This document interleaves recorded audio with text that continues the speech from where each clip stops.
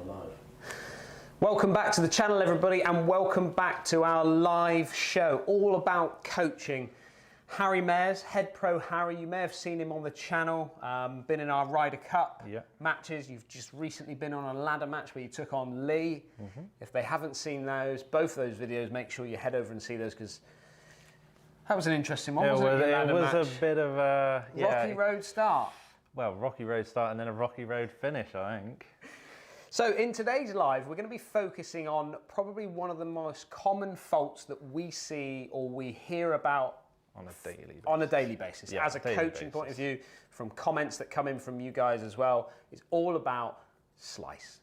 The slices. There are so many slices out there, and most importantly, the driver. The driver is one of the hardest clubs to hit, as we know, but can also be one of the most rewarding clubs to hit. 100%, yeah. So talk us through, Harry. What are we going to go through kind of today?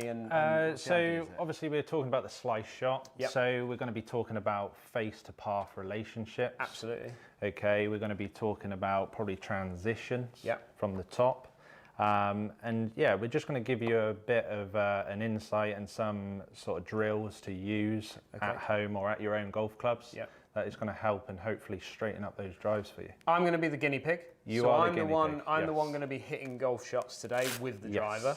Now, my tendency is that I would be naturally a little bit of a drawer of the golf ball. So me hitting a slice, and I'm going to explain as well what a slice actually is and what it actually means, and how we actually achieve it, because it can be a challenge for some people to achieve a slice. 100%. But if you are new to the channel, make sure you go and hit that subscribe button if you enjoy what you're seeing from these videos.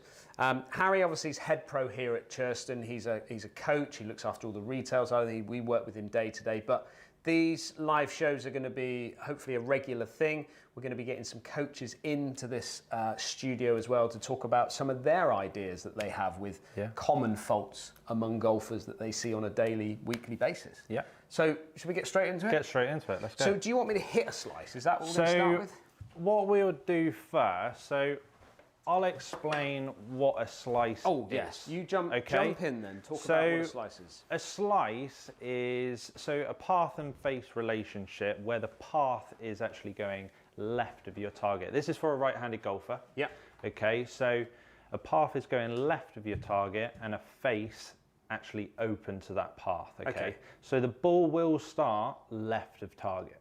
Okay, and then it'll finish right of target. So if I've just popped down this speedy stick thing here, which is actually what I would show as our, let's say, ball to target line. Correct. So can you just show me now what the actual path of the club is going to be looking like as it comes through this line here? So obviously it depends to what degree. But it would be going left of that line. Okay, so as I come into impact here, this club wants to travel this way across the ball to target line. 100%. Okay. And then what about the face though? If my path is going this way, where's my face going to be pointing? So the face is still going to be pointing left of target. Okay. But it's going to be open to that path of the club. Okay, so pointing right of it. So we're going to be pointing right. So as I come into impact, I've got a club that's traveling this way, and a face is basically pointing out to the right-hand side. Correct. Okay, and the more that face is pointing out to the right-hand side, the more this X, should we say, the more this is Correct. But then, obviously, if your face is almost so open to that target, it turns the ball flight. So the ball flight will then start to the right, which makes it a push slice. Okay, and then it goes out to that position. Correct. Right, okay. So if we grab these out of the way. So for me, being a natural kind of drawer of the golf ball, so the reverse, should we say, of what you've just explained there. Where I come more from the what I call in to out this way, with a club face which is kind of somewhere between that path and that ball to target line. Correct. That's kind of what I would hit. Right, I'm going to try and hit you a slice. Okay, so we've picked a hole out here. Just going to try and put it down the fairway. As you can see, this hole here got trees down the left-hand side, which for people that slice the golf ball, having trees down the left, that doesn't help either, does it? Because it kind of pushes them even more to the right. Correct. As a feeling, because you don't want to just click it into the trees. So I don't know if anybody's played the 7th at Churston, but off the tee, there's tight trees or fir trees going up the left-hand side. Okay, yeah. Every slicer that I've played with hates that hole. Okay. Because obviously they try and generally hit the ball out to the left. And lots of these clubs have it where you got trouble down the left-hand side and then you get even more out to the right as you go through the shot. Okay, just so everyone knows, if you've got any questions, please pop them into the comments. We will come back to those questions, but we want to get the basis of this video sorted out first with Harry. Okay, so setup's going to be pretty much the same as normal, Harry, but I'm going to try and get that club to work across me with an open face, yeah? Yep. There we go. There you go. So that is a slice ball flight. Okay. Yep. So again, we've explained briefly what actually a slice is, but when this we just share some of the numbers that we're getting. It's not actually picked up face there. So, but you can see from this line, if we say that this is our ball to target line working down through there, you can see that my ball has started left of target, just flirting with those trees, by the way. Yeah. Just missed those. And then it's over curved beyond the target line and now finishing on the right side of the fairway or right edge of the fairway. If anything, possibly even worse sometimes for a lot of people, finishing even further right. I'm sure there's lots of people going, well, my slice is bigger than that. But, yeah. So just explain, what would a fade be? Because sometimes there can be some confusion here. So there's confusion between ball flight. So a fade would be something that starts left of your target and actually finishes at your target. Okay, so if we were looking at this line, okay, this ball would have started down here. Correct. Like the slice. Yeah. But instead of finishing right of this line, it would have finished on the line. Correct. And that is all just dependent on that face angle. So whether you can square that face up a little bit more to your path, that wouldn't have cut as much. Okay, that's fine. Okay, now we'll get into more of the technical side of the coaching element of how this is going to kind of look. But just be mindful as well that when you hit a driver, that the ball flight can also lie to you a little bit based on the striking of the club. Now, this club is designed, drivers are designed to try and help you as best as possible, but as much as they help you, they can hurt you a little bit as well. So that's a separate video, but obviously strike is important. Now, this video is based on trying to get strike pretty much out of the middle. Correct. For argument's sake of this particular video. We'll talk about strike in another live at some stage. Okay, so talk to me, Harry. What exactly has kind of happened here?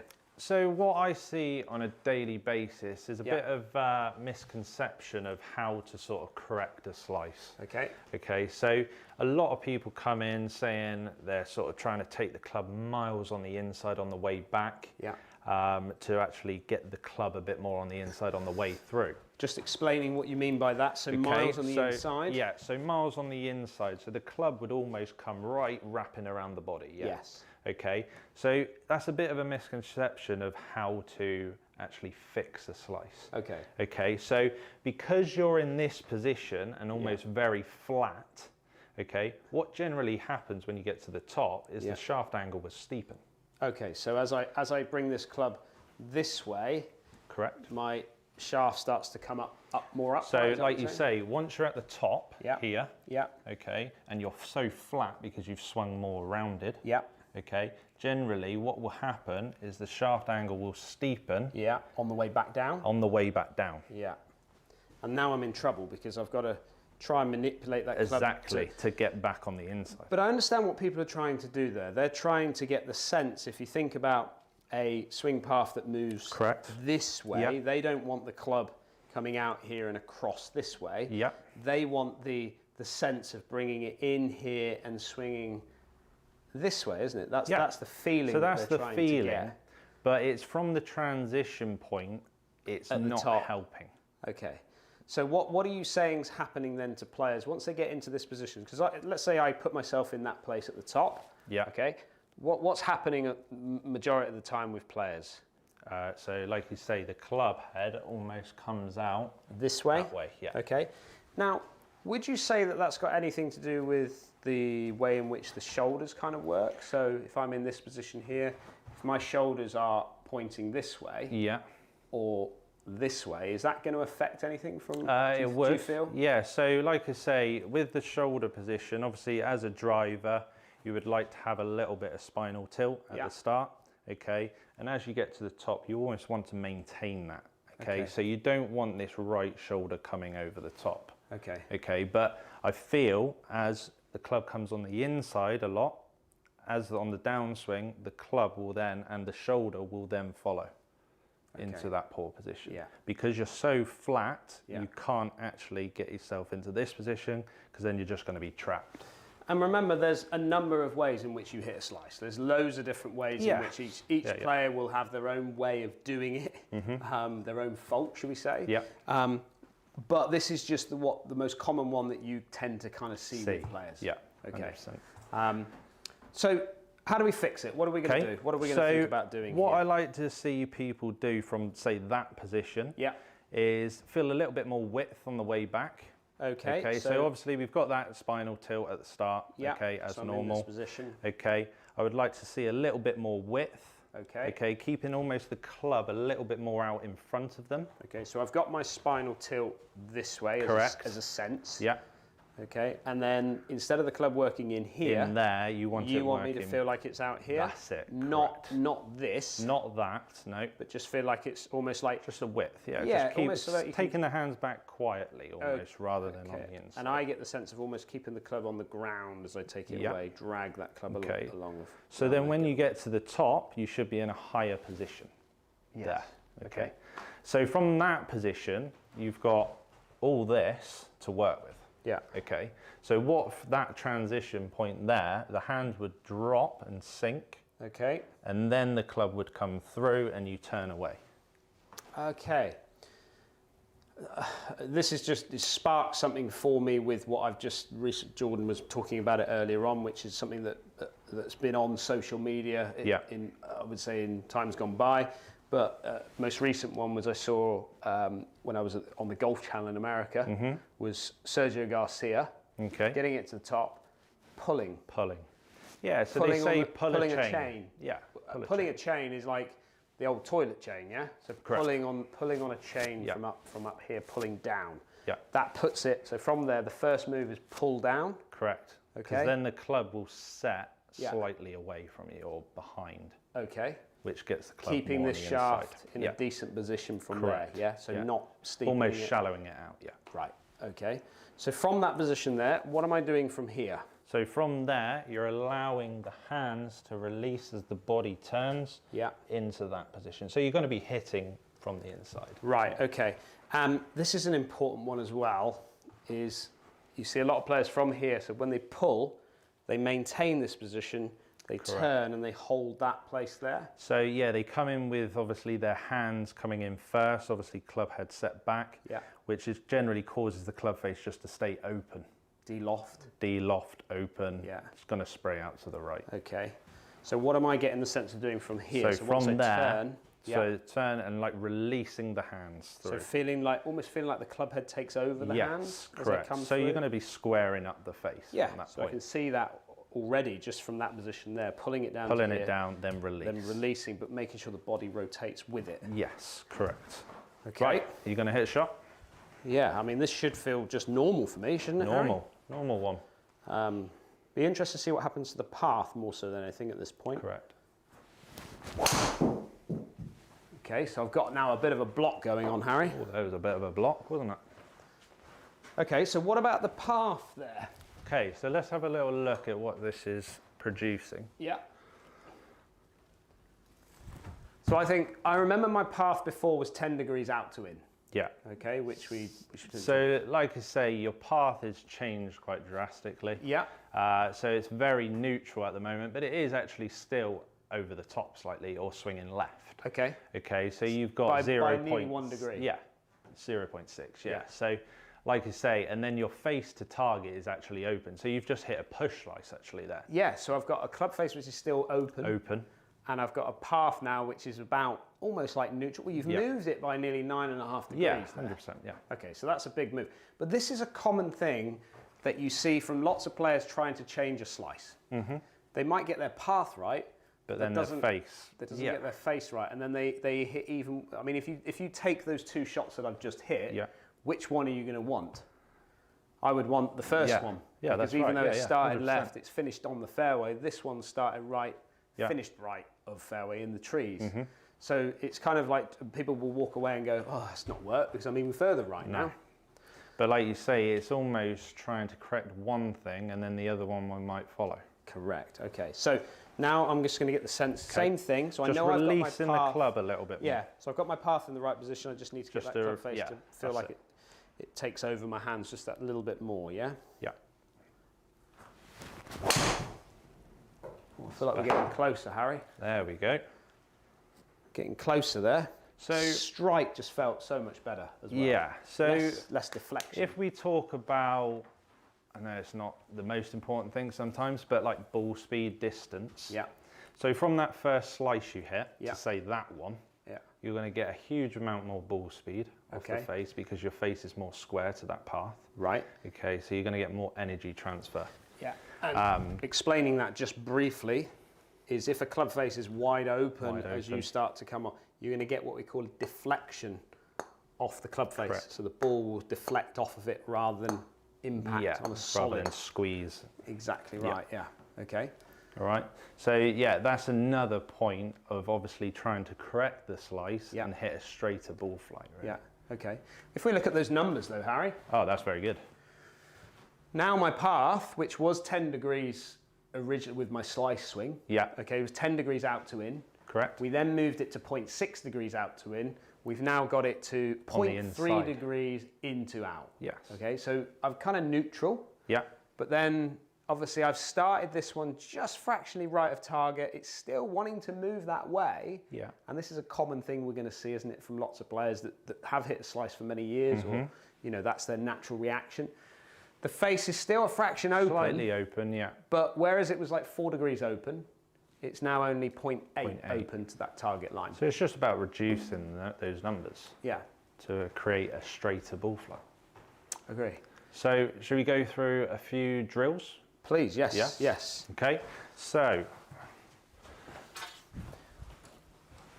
if Dan stands square to target, okay, so what I would generally do is almost put an alignment stick slightly pointing to the right of the target. Okay. Okay, what this is, it's just almost a visual aid. Yeah. Okay, so when the players are stood over that ball and from the top position, they can almost try and feel the club dropping or the pulling of the chain movement. Yeah. And then allowing that club almost to follow that path of the it's a alignment. visual. Yeah, it's a visual. A bit of a visual for allowing that club to just almost get the sense of moving in that direction. Yeah, 100%. Okay. All right. Yeah. So that would be my first drill. Also, I would try and get them doing the figure of 8. Okay. So the figure of 8 is where you take the club more away on the outside and then do a loop back from the inside. So you'd go up here and then loop it. Okay. To get that feeling of that transition again, dropping more on the inside. And then it's definitely getting the feeling of trying to move more in that way. Yeah, yeah. Almost hitting out to 2 o'clock. Imagine the target was sort of 12 o'clock, hitting out to 2. And I suppose one feels easier to me than the other, let's say, but that's going to change from player to player, isn't it? Correct. As a feel, because some people are going to feel, oh, that's. It depends if obviously you're a feel learner or, like you say, visual. Yeah. It all depends. Constraint led. So in a constraint led base would be almost if I had 2 tees. Yeah. So I'd put one there. Yeah. And then I'd put another one if I've got a tee. There's one just gone somewhere. I got one here. Got one there. Thank you. Okay. So a constraint led is where actually something's in the way of you actually performing what you'd normally do. Yeah. Okay, so you can't come over the top, you've got to almost hit in between the gates. In between there. And I've got to say, there's just that sense of that feeling of that figure of 8 from there to there. That first move that you asked me to do, which is get it to the top and then feel like I'm pulling down on the chain. The problem that I feel with that, from a feel point of view, is that it almost feels like I'm pausing at the top and having to pull down on something. And it's almost like the swing starts breaking down into parts. Yeah. Rather than this one feeling one motion. Fluid. Yeah. Absolutely. So like you say, working with a coach, you've got to understand your client's needs and how Correct. they learn. Yeah. So like I say, the way you're talking to me, giving me a bit of feedback, makes my job a lot easier, but then also you'll see better results. Yeah. Don't ever hesitate to speak with the coach. If you're getting confused or something's happening within your lesson, make sure you communicate. Communication is key. Yeah, because the coach is going to get an understanding of what you understand and what feels right for you as an individual. Yeah. Okay. Right. Should we do a few of these? Yeah. So you want me to swing this way? Yeah. So let's try and get in between those gates. Okay. So I'm going to get that. I want that figure of 8 Yeah. So your figure of 8 feeling. Yeah. Okay. So that one actually. So we got that. I don't know if I clicked anything. Nothing seems to be moving. No, nothing seems to move. But that's interesting because the ball flight actually moves slightly right to left. Yeah, well, if we look at the numbers that we're going to come up here now, I mean, I do like that feel. Yeah. That sense of being out and then inside this way. I think, you know, you could even think about like Tiger Woods in his heyday, how much he was trying to work that club out. He said the best swings he's done is when his hands were as far away from his head as possible. Getting out here. Yeah.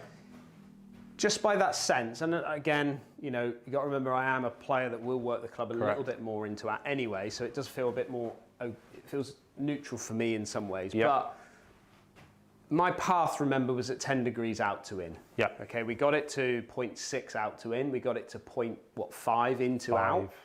Now with that move, that feeling and visuals, we're now at 2.5 degrees into out. Which is pretty good. Perfect. But what I had to feel there is I still had to feel that club head releasing. Releasing, yeah. Really easy to see a player want to get it up to the top, looping it back, but still hold this. Yeah. Okay. Yeah. With me, I just still had to feel like I could get that club head to take over. Yeah. Which you can see that the club face is still slightly open to the target. But it's shut to that path. Well, it's more because of the strike, really. That's and the toe, yeah. So we had to take the strike into account. That flight there. But the good thing is we're starting to get this, what I call X, face and path. Correct. Matching up. More neutral together. 100%. From there. Good. Okay. Yeah.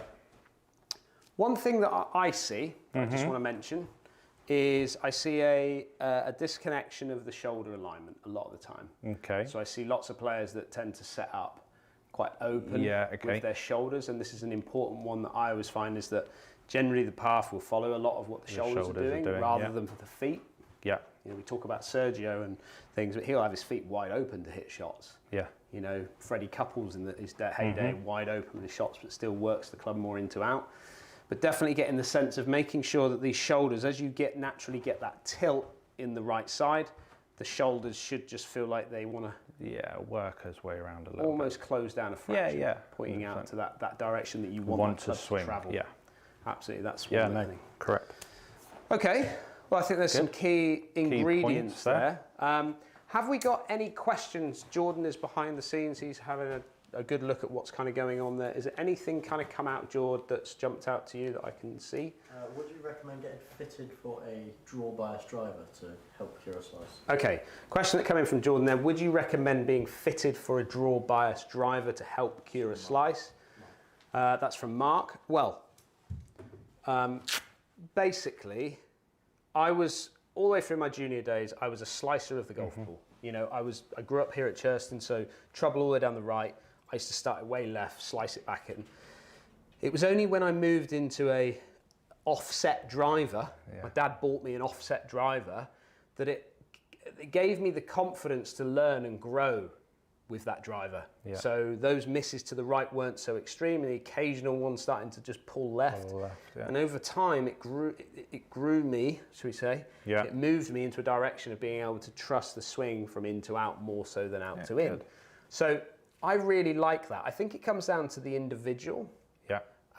As in how much time you've got to spend with coaching, how much time you've got to hit balls, all of these things that at the end of the day, this doesn't just happen like that. No, it doesn't. This is going to take time. It's going to take commitment on your front to be able to make this change if you're somebody that's swinging the way we've just showed.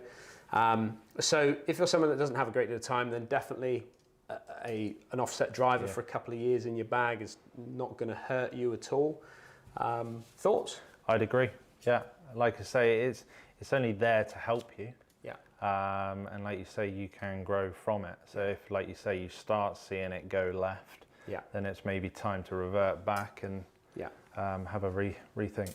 There's a couple of different drivers as well that I'll mention on this, is that you can, when you talk about draw bias drivers, there's two different types that you kind of see on the market. There is the offset one, which is what I'm talking about. I think Cobra still make the offset. Yeah, Cobra still make one, yeah.